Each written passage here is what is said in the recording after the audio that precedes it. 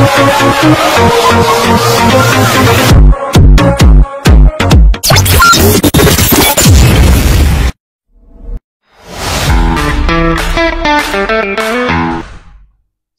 warahmatullahi wabarakatuh. Waalaikumsalam warahmatullahi wabarakatuh. Sahabat Akademia dan pemirsa dimanapun berada, kita jumpa kembali dalam konten yang berbeda. Kali ini kita akan membahas mengenai tuntutan Forum Purnawirawan TNI. Dalam kesempatan ini kembali saya bersama narasumber utama kita, yaitu Pak Hamka. Beliau sebagai seorang akademisi, pengamat politik, ya, yang tentu beliau memiliki perhatian yang besar dalam konteks ini terkait dengan perpolitikan nasional. Nah, Pak Hamka, kita membahas mengenai tuntutan Forum Purnawirawan TNI yang mendorong salah satunya terkait dengan usulan agar Gibran itu bisa diberhentikan sebagai wakil presiden. Nah, ini sebetulnya fenomena apa, Pak? Kalau kita mengacu kepada konteks ini kan ini sudah dianggap selesai kan, harusnya kan. Karena kalau kita coba cermati isu yang terkait dengan Gibran ini, sebagaimana yang disampaikan para jenderal yang tergabung dalam Forum Purnawirawan, itu juga masih dikaitkan dengan konteks apa ya, lolosnya beliau atau lolosnya Gibran sebagai calon wakil presiden ketika itu, terkait dengan peran yang ditunjukkan oleh MK. Sebetulnya Pak Hamka melihat seperti apa, Pak? Tiba-tiba ya para jenderal atau purnawirawan jenderal ini ya mendorong atau meminta atau mengusulkan ya presiden atau MPR supaya bisa mengganti wapres, dalam hal ini Gibran Rakabuming Raka. Silakan, Pak. Ya, Bismillahirrahmanirrahim. Terima kasih pada Pak Sofyan yang dengan kebaikannya untuk sekian kali menampilkan diri saya dalam podcast ya. Dan saya kira memang masalah yang kita hadapi sebagai bangsa ataupun negara, sebagai warga negara, itu memang tidak mudah ya per hari ini. Apalagi kita sudah mengalami goncangan-goncangan yang sedemikian banyak ya, sehingga menimbulkan pro kontra di masyarakat. Sebenarnya kalau kita mau jujur, kasus Gibran ini kan semuanya cuma impact ya, atau dampak dari perjalanan kepresidenan bapaknya. Itu harus kita akui. Tapi apakah masalahnya sesederhana itu?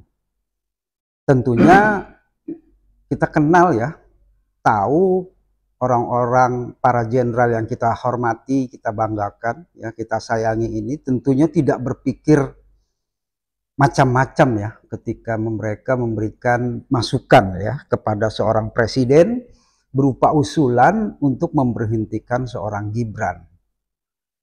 Dan ini seperti sebuah ledakan yang muncul tiba-tiba di dalam masyarakat yang menimbulkan pro kontra.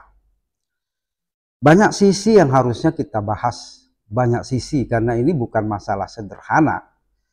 Tapi memang masalahnya tidak sederhana itu, maka kita harus berpikir ulang bagaimana kita menata kehidupan berbangsa dan bernegara.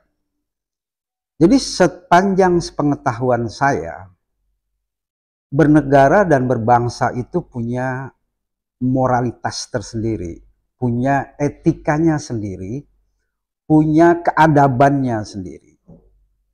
Karena di atas hukum itu ada yang namanya adab, ya, ada moralitas, ada etika. Ini yang harus kita tekankan dalam kehidupan bernegara dan berbangsa. Jika ingin bangsa itu selamat, ya, maksudnya selamat itu dalam arti bangsa ini tetap eksis, negara ini tetap eksis dan berkemajuan. Itu dulu patokannya. Jika tidak, maka kita belajar dari peradaban masa lalu ya. Kita bisa lihat banyak peradaban yang hilang timbul, muncul, hancur, ya, yang memang tidak didasari oleh peradaban yang kuat. Maksud saya peradaban yang kuat itu adalah moralitas dan etika di dalam berbangsa dan bernegara. Seperti halnya yang kita ketahui bahwa Gibran muncul di tengah hiruk-pikuk politik yang tidak dia muncul sebagai sebuah alternatif pilihan di mana ketika itu bapaknya jadi seorang presiden.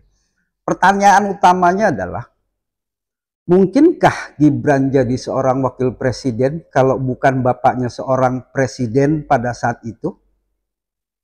Jadi tidak, jawabannya tidak. Itu jelas, clear and clean.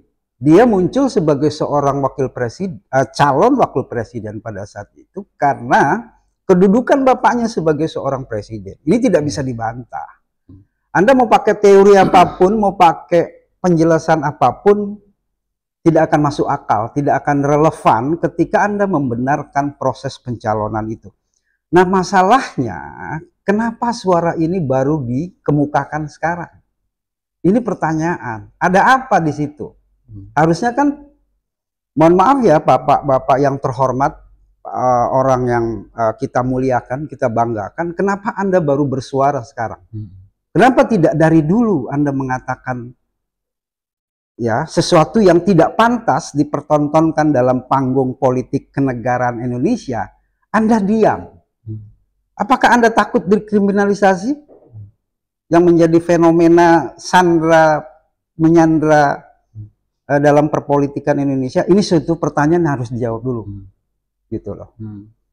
Adapun konteks usulan sekian usulan ya, 8 ya, saya kira nggak ada yang salah di situ.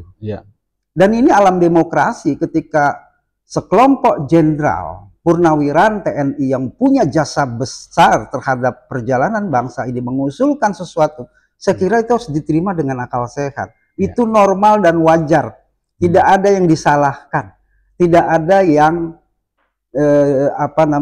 menyalahi aturan, tidak ada. Misalnya saya ingin mengusulkan agar presiden ini seumpama ya, saya mengusulkan Presiden Prabowo diberhentikan dalam sebagai seorang presiden dari jabatannya sebagai seorang presiden kepada DPR atau MPR, sah nggak itu? Sah-sah aja. Sebagai suatu usulan. Sebagai sebuah usulan. Pertanyaannya kemudian, ada apa di balik itu? Kita semua bisa jawab kok dengan sederhana. Bahwa proses pencalonan wakil presiden Gibran itu bermasalah. Iya. Itu dulu masalahnya. Betul. Prosesnya yang jadi masalah. Iya. Nah, kalau mengacu kepada proses kan sebetulnya seperti yang disampaikan tadi, harusnya disampaikan ketika ya prosesi terkait dengan pencawapresan itu mengemuka. Nah, termasuk dalam konteks ini bagaimana peran MK yang kemudian ya bisa meloloskan atau bisa membuat Gibran lolos sebagai wapres karena terkait dengan usia kan waktu itu. Sedangkan proses Pilpres kan sudah selesai. Pemerintahan presiden dan wapres terpilih juga sudah berjalan. Lalu usulan ini dimunculkan dengan alasan terkait dengan prosesi yang sudah terlewat itu. Ya. Memang di situ ada persoalan yang terkait dengan masalah etika, masalah moral. Oh, katakanlah mempersoalkan masalah etika dan moral. Ya, tetapi kalau dari sisi prosesi berkenaan dengan katakanlah perjalanan demokrasi terkait dengan pencapresan, pencawapresan, kemudian juga mereka sudah melalui proses yang kemudian hasil menunjukkan bahwa mereka terpilih sebagai presiden dan wakil presiden. Maksud saya, seharusnya kan dimunculkan isu lain yang menegaskan bahwa katakanlah Gibran layak untuk dilengsarkan dengan alasan pelanggaran-pelanggaran tertentu. Tetapi kalau kita coba cermati dari media, yang dimunculkan itu alasan yang terkait dengan persoalan mental tadi, persoalan moral tadi, permasalahan etika tadi, yang itu sudah selesai, ya. Nah, kemudian kalau diusulkan untuk dilengsarkan, katakanlah dalam konteks ini melalui DPR MPR, tentu DPR MPR juga harus punya argumentasi yang mengacu kepada landasan konstitusional. Misalnya pelanggaran-pelanggaran yang menyebabkan kapasitas wapres itu layak untuk dilengsarkan. Kapasitas wapres itu artinya ketika dia sudah menjadi wapres, kemudian ya tindakan, sikap atau perilaku politiknya, kemudian di situ ada indikasi melanggar konstitusi atau undang-undang, yang dengan alasan atau argumen itulah menjadi lebih relevan untuk disampaikan bahwa Gibran sebaiknya dilengsarkan, kan begitu. Karena kalau mengacu kepada prosesi pemilihan ya terkait dengan wapres yang dulu itu kan sudah selesai. Bahkan ketika gugatan ya yang diajukan oleh pasangan Amin dan pasangan Ganjar itu juga salah satunya menyinggung mengenai itu. Dan pengadilan mengatakan ya itu sudah selesai urusannya, gitu kan. Nah, kemudian kalau itu dibawa kembali dalam konteks ini menjadi, menurut saya ya, menjadi semakin tidak relevan begitu. Karena itu persoalan yang seharusnya sudah bisa diselesaikan di masa lalu gitu. Nah, sebetulnya Pak Hamka melihat apa yang disampaikan oleh para purnawirawan jenderal itu terkait dengan salah satu tuntutan, yaitu agar Gibran bisa dilengsarkan, apakah mereka tidak melihat celah-celah lain yang memungkinkan bahwa Gibran itu bisa dilengsarkan tanpa harus kembali kepada masalah pencawapresan Gibran di masa lalu? Silahkan Pak. Ya, pertanyaan yang sangat bagus menurut saya dalam ini. Menurut saya sih ya, ada proses yang belum selesai. Memang secara konstitusional selesai. Tapi ada masalah moralitas dan etika. Dan saya kira kita semua juga harus arif. Baik itu secara individu maupun secara kelembagaan. Arifnya gimana? Lihat usulan itu adalah bentuk keprihatinan. Ya. Sebagai orang yang pernah bertugas di negara puluhan tahun, terutama Patri dan jenderal-jenderal yang kita hormati, kita cintai, kita banggakan itu, mereka adalah orang-orang yang dididik ya sedemikian lama ya untuk tahu cara proses berbangsa dan bernegara. Mereka mempertaruhkan nyawa untuk berkontribusi ya agar bangsa ini, negara ini terselamatkan.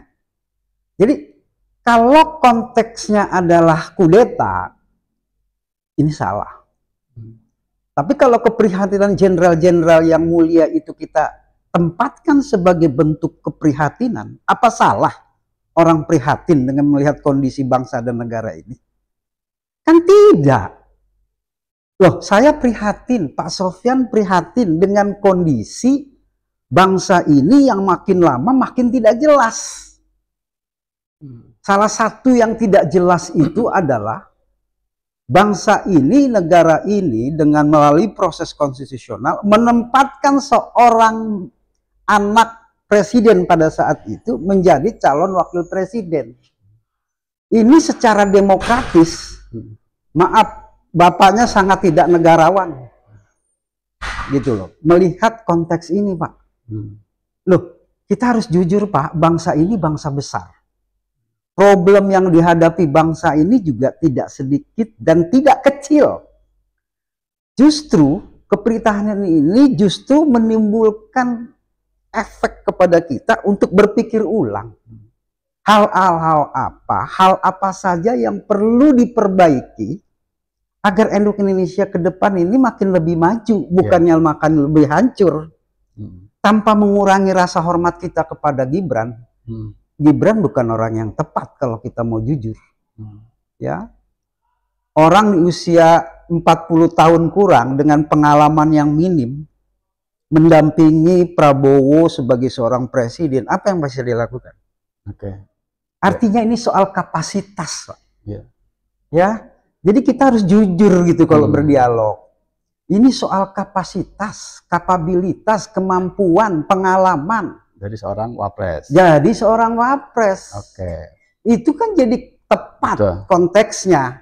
Betul. Ketika melihat itu sebagai sebuah keprihatinan dan usulan. Nggak ada yang heboh di situ. Lalu kemudian orang menarik-narik lagi ke masa lalu. Dan memang belum selesai proses etika dan moral itu. Karena proses di MK dan berbagai program yang dilakukan oleh bapaknya justru menimbulkan kisruh. Ya. Sekarang ini kita rasakan hidup jadi makin susah. Ya. Aduh, kita rasakan bersama lah. Tolong kita harus bicara jujur apa adanya, sehingga kita kalau jujur bisa memperbaiki bangsa ini. Oke, baik. Tunggu dulu, satu lagi. Kalau yang saya lihat, mohon maaf banget, yang membela seolah Gibran itu tetap harus dipertahankan dengan lebih banyak kepentingan politiknya. Ya. Kalau mau jujur ya, silahkan Pak. Ya, memang ya kita bisa melihat ya apa yang disampaikan para Jenderal Purnawan ini merupakan niat baik lah ya. Yuh. Karena kalau ditinjau dari target-target politik ya mereka sudah sepuh kan begitu ya. Kemudian kalau kita juga lihat apa yang disampaikan oleh Pak Tri Sutrisno itu saya melihat itu murni lebih kepada bentuk keprihatinan beliau dan para jenderal lainnya terkait dengan nasib bangsa ke depan. Nah, memang di sini lebih kepada persoalan etika dan moral. Kemudian juga berkenaan dengan kapabilitas, ya, kemampuan dari seorang wapres dalam konteks memimpin bangsa kan begitu. Kemudian juga bisa dikaitkan dengan upaya untuk bisa lebih memandirikan Prabowo sebagai presiden supaya tidak berada di bawah bayang-bayang Jokowi barangkali. Betul. Ada nuansa itu. Ya, karena para jenderal menghendaki independensi dari Prabowo sebagai kepala negara yang tidak dibayang-bayangi oleh masa lalu yang tidak memiliki relevansi dengan bagaimana memajukan Indonesia yang lebih baik ke depan kan begitu.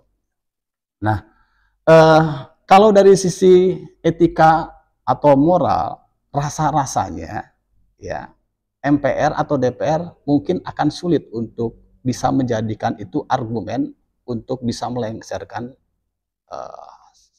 Gibran barangkali ya.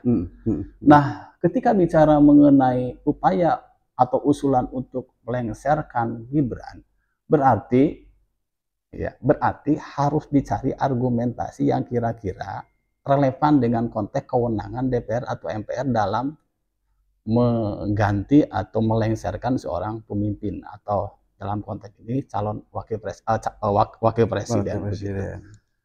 Nah, kalau mengacu kepada konteks itu sebetulnya peluang Gibran untuk bisa dilengsarkan seberapa besar atau mungkinkah persoalan di masa lalu akan membawa dia ke arah upaya yang dapat dilakukan oleh DPR atau MPR untuk bisa melengsarkan Gibran? Mungkin tidak, Pak? Kalau bicara politik, anything possible. Artinya segala sesuatu bisa terjadi. Politik gitu loh. Tapi persoalannya kembali bahwa kita ini mau membawa bangsa dan negara ini kemana? Karena landasan politik konstitusional itu moral dan etika. Itu dulu. Jika itu hancur, maka produk apapun akan ikut hancur pula. Tinggal tunggu waktunya. Kita harus melihat begini, bahwa proses konstitusionalisme dalam bernegara dan berbangsa itu ada the rule of law-nya. Ada aturan mainnya. Kalau kita tempatkan dia sebagai sebuah usulan, sebagai keprihatinan, jangan hanya berhenti pada usulan itu kepada Pak Presiden Prabowo. Tapi itu secara konstitusional diusulkan juga kepada DPR dan kepada MPR. Karena proses impeachment itu berada pada DPR dan MPR. Terutama MPR. Ya, ini mohon maaf nih para jenderal, bukan saya ngajarin, enggak. Maksud saya prosesnya ada di situ. Gitu. Nah, maksud saya kedua bahwa seorang presiden tidak perlu gegabah, ya, tidak perlu merasa tertampar ataupun apa, rileks saja. Artinya gini, ini usulan bentuk keprihatinan. Biarkan ini bergulir di masyarakat. Bukankah secara teori demokrasi kedaulatan itu adanya di tangan rakyat? Biarkan saja. Karena secara konstitusional, betul, Gibran sudah selesai prosesnya jadi wakil presiden. Tapi secara moral dan etika ini yang jadi masalah, Pak. Dan ini yang menjadi bom waktu. Orang sudah lama memperkirakan ini akan terjadi. Jadi proses ini atau usulan yang dilakukan oleh para jenderal purnawirawan itu bukan sesuatu yang nggak bisa diprediksi. Sudah diprediksi sejak dulu. Lalu kemudian kenapa baru sekarang dilakukan, itu soal lain. Gitu loh. Jadi kita harus bisa memilah dan memilih dan bersikap secara bijaksana. Bahwa usulan ini punya bobot. Usulan ini bukan sekedar orang pengen mendapatkan kekuasaan, tidak. Justru ingin memperbaiki situasi, kondisi berbangsa dan kenegaraan kita hari ini. Harusnya kan ditanggapi dengan positif ya, bukan dengan apa ya, bukan dengan hal-hal yang tidak negarawan. Konfrontatif ya. Iya, konfrontatif apa, tidak perlu. Saya kira ini yang penting substansi dari usulan itu yang kita tangkap. Sekarang coba, tadi Bapak sempat berbicara kepada saya. Di dalam 8 usulan itu, ternyata juga banyak usulan-usulan yang menurut saya berbobot. Apa itu? Proyek strategis nasional. Rempang. Betul. PIK 2. IKN dan lain-lain. Itu kan menimbulkan kontroversi yang luar biasa di masyarakat. Ini syarat, mohon maaf, KKN. Dan tidak berpihak kepada rakyat. Ya, saya kira begini. Kalau saja produk-produk seorang presiden, kebijakannya memihak rakyat, benar secara konstitusi, akal sehat dan nurani, siapa yang berani gugat? Betul, Pak. Persoalannya pada kebijakan itu yang tidak manusiawi, tidak masuk akal, tidak memihak rakyat, dan syarat cenderung diduga berbau KKN. Jadi memang tidak sederhana, Pak Sofyan, masalah ini. Justru ini jadi PR kita bersama, bagaimana harus menyikapi ini. Belajar. Kita semua harus belajar, akademisi, siapapun lah. Terutama partai politik nih. Jangan cuma mau nempel kekuasaan, dapat uang dan proyek. Dapat kekuasaan, posisi. Jangan cuma begitu berpolitik. Yang akhirnya mengorbankan rakyat Indonesia secara keseluruhan. Jadi, mohon maaf ya, usulan para jenderal itu punya bobot, Pak. Itu dulu.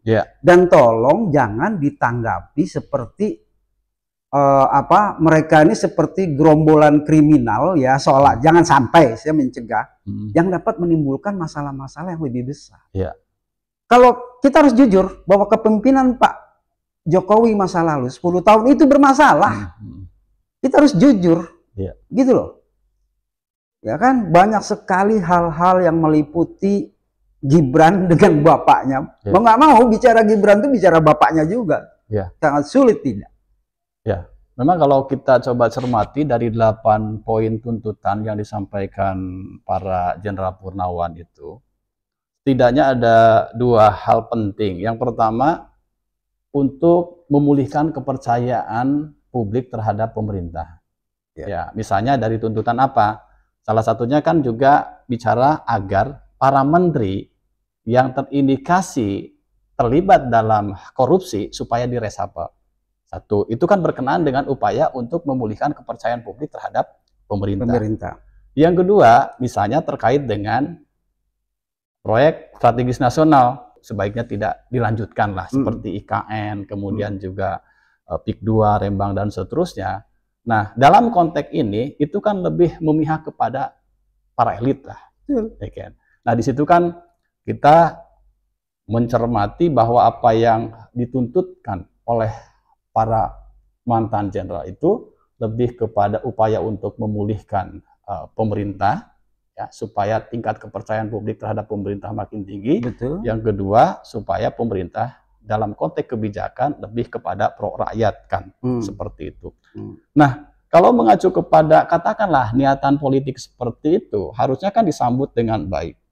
Tapi kan faktanya ada kelompok-kelompok tertentu yang justru mencibir apa yang disampaikan oleh para mantan jenderal itu. Ya, kita tahulah dari partai politik mana, dan itu memiliki kepentingan politik yang sangat jelas. Karena apa? Karena mereka diuntungkan dengan peran Jokowi dan keberadaan Gibran di posisi 2 sebagai, katakanlah dalam konteks ini, wakil presiden.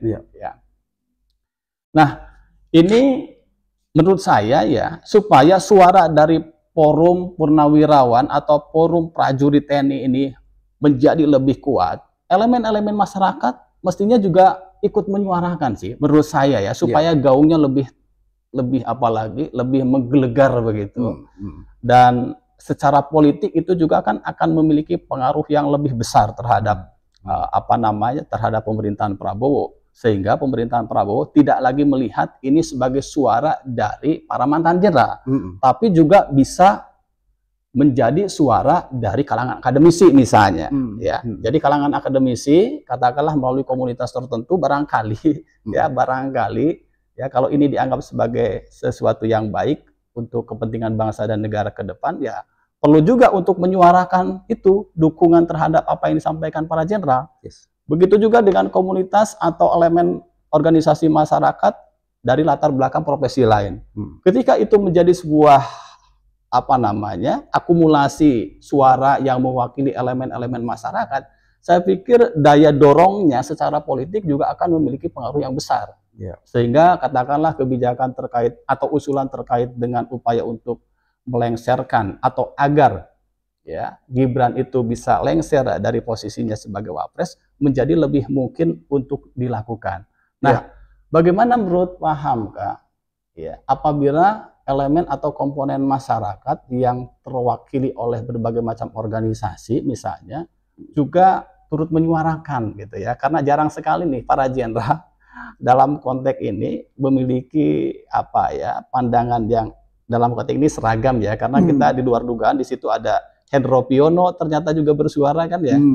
Kemudian juga Wiranto yang dalam konteks ini kan beliau sebagai orang yang berada di istana ya, dalam lingkaran kekuasaan, tapi tetap menyuarakan itu. Artinya dia sepakat dengan para jenderal yang berada di luar pemerintahan, di luar kekuasaan.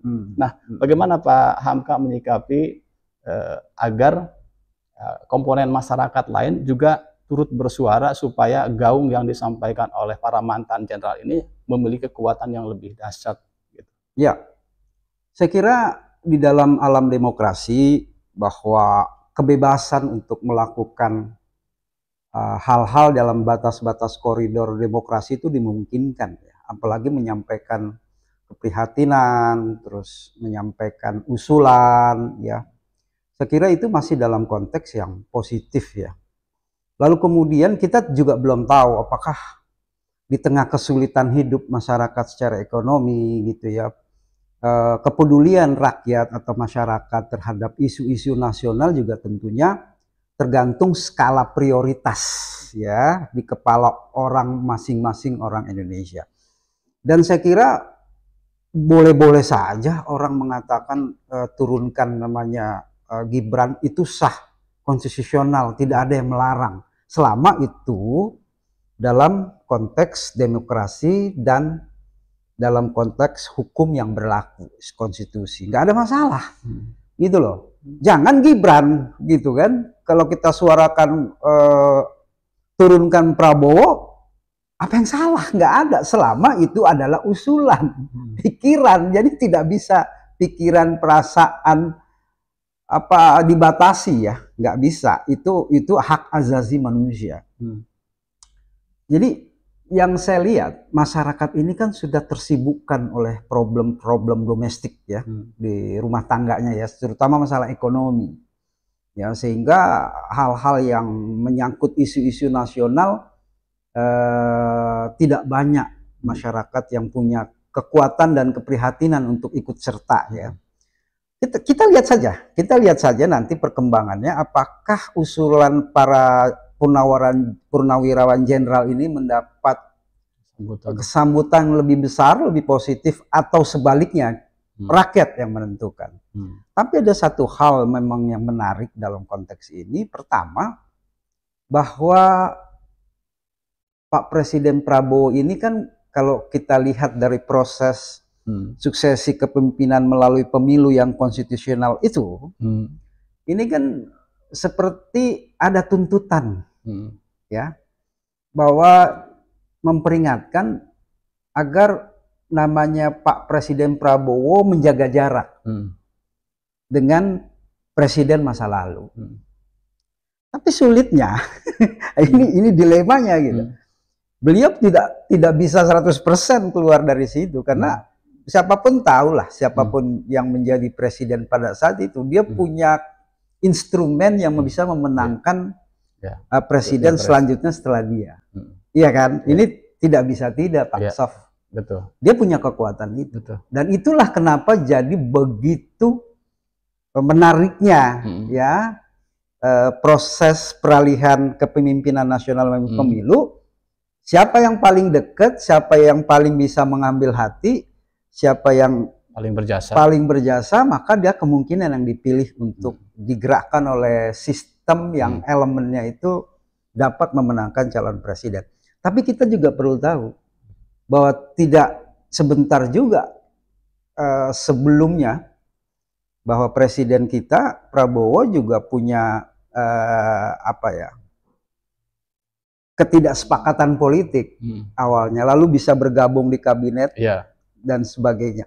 Ini semua dinamika. Yang terpenting adalah dalam dinamika politik ini, bangsa ini tidak boleh pecah. Bangsa ini tidak boleh hancur.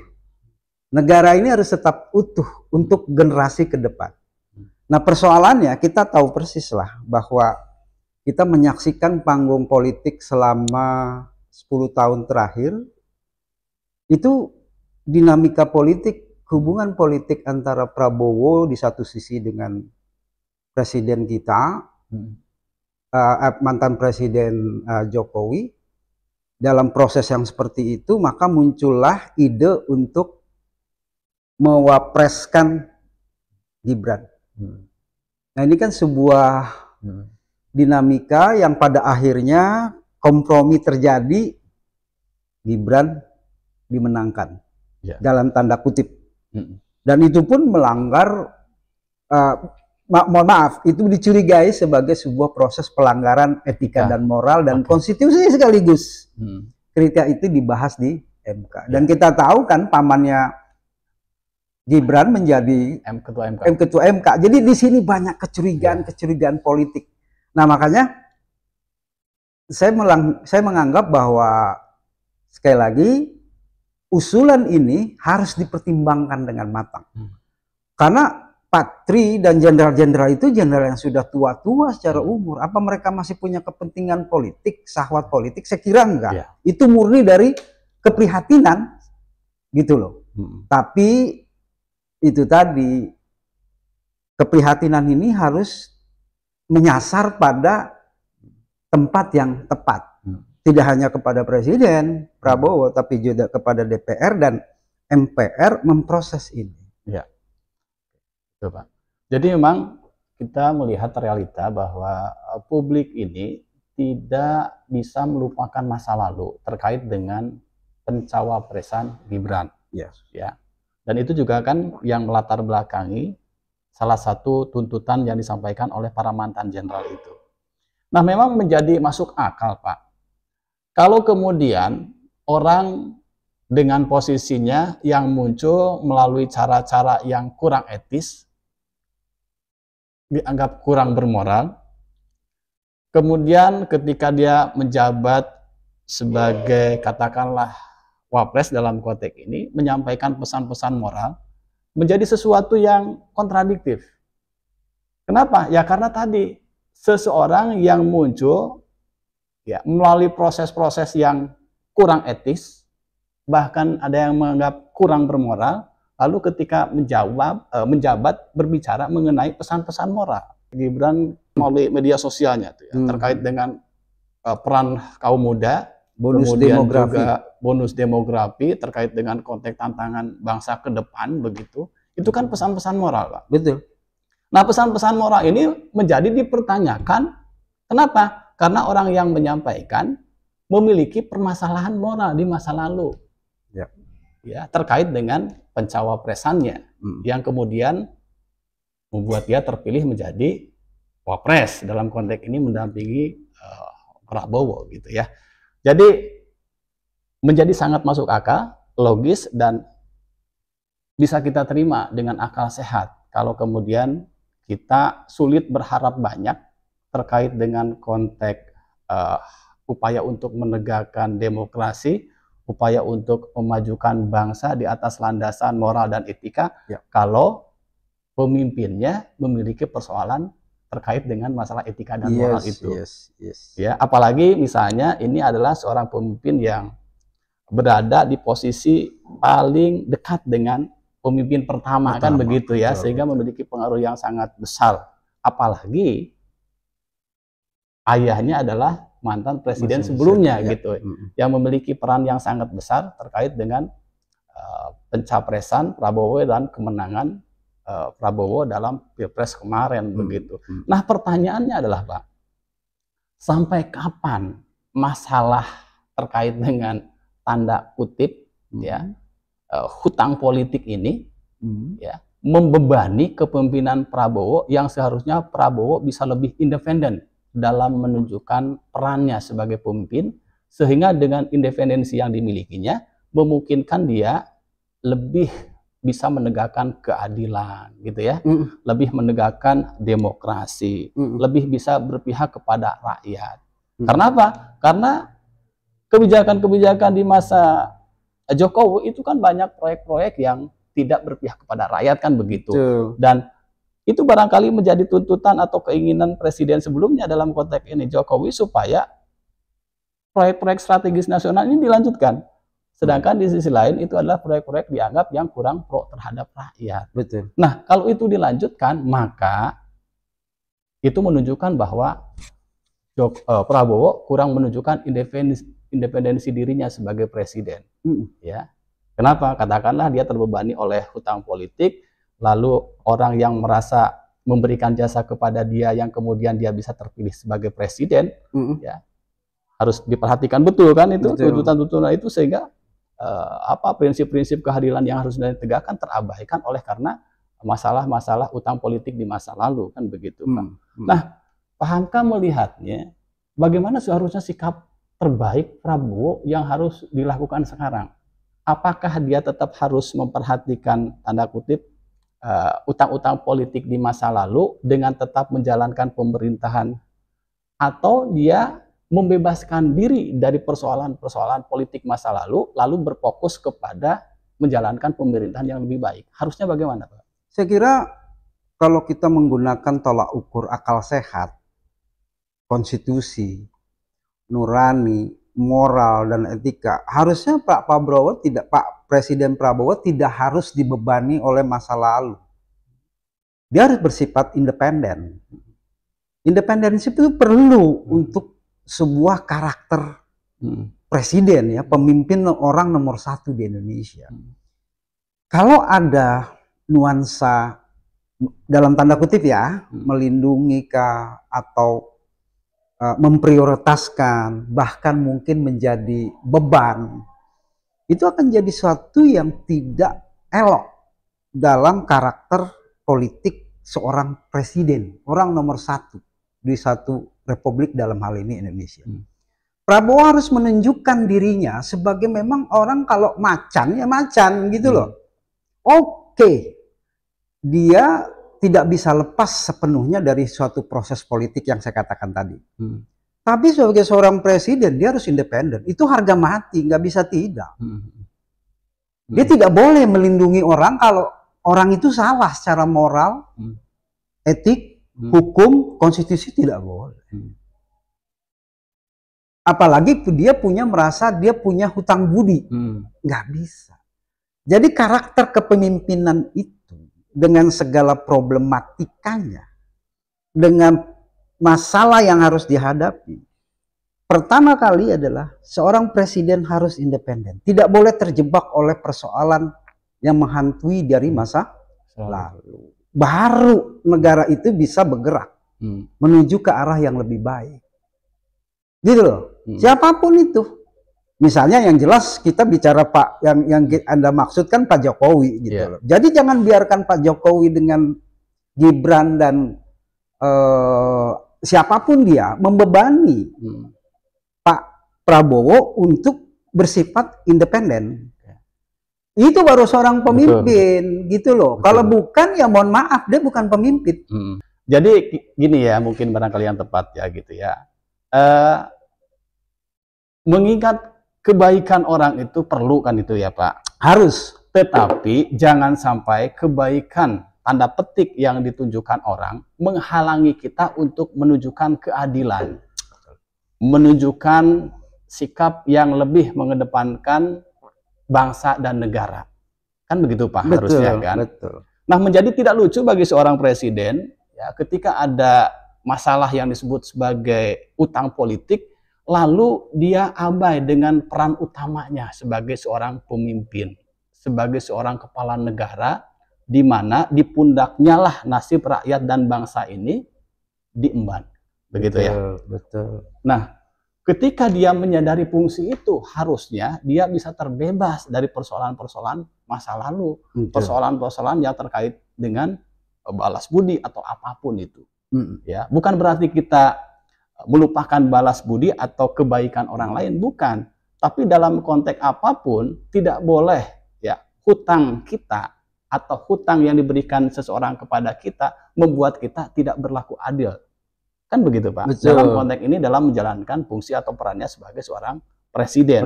Betul. Kan begitu harusnya. Betul. Kan tidak akan dianggap sebagai sebuah pengkhianat negara. Tidak akan dianggap sebagai suatu apa ya? Sikap yang melecehkan bangsa atau negara ketika dia tetap mengedepankan kepentingan bangsa dan negara dibandingkan dengan kepentingan seseorang yang selama ini dianggap telah memiliki banyak jasa terhadap dirinya.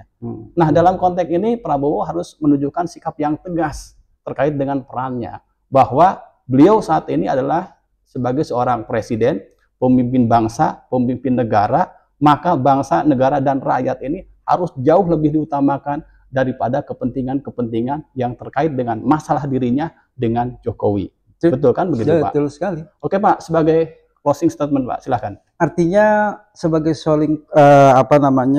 penutup ya, saya ingin memberi sebuah himbauan saja. Sadar atau tidak, suka atau tidak suka, usulan Purnawirawan itu jelas sebuah bentuk keprihatinan. Dan itu hanya usulan. Dan itu jelas ada nuansa terakhir yang kita bicarakan bahwa seolah-olah ya dalam tanda kutip yang namanya Prabowo itu belum betul-betul independen terhadap Jokowi dan barisannya gitu. Padahal apa sih yang membuat beliau memberat-beratkan Jokowi itu loh. Seharusnya ya tadi kalau dia pemimpin yang independen, inilah ujian Prabowo. Mampukah dia membebaskan dirinya sehingga dia jadi pemimpin yang betul-betul otentik. Otentik dari sisi apa? Yaitu dia mampu mandiri, dia mampu terbebas oleh beban masa lalu, dan dia mampu jadi pemimpin yang berkarakter independen. Yang dia utamakan adalah kepentingan rakyat, bangsa, dan negara di atas segala kepentingan individual. Nah, terimalah usulan bentuk keprihatinan dari para jenderal ini dengan positif, dipikir matang-matang, tidak dalam suasana yang emosional, ya. Tapi ini sebagai bentuk pembelajaran buat kita semua bahwa bangsa ini masih menyisakan problem-problem masa lalu yang belum selesai, baik itu secara konstitusional, baik itu secara moral, baik itu secara keadilan, etika, kemanusiaan, dan yang lain-lainnya. Saya kira sudah saatnya Pak Prabowo berani menunjukkan independensinya tadi untuk menyelamatkan bangsa ini. Kita tidak mau bangsa dan negara ini porak-poranda akibat ketidaktegasan ya seorang presiden untuk mampu bersikap independen.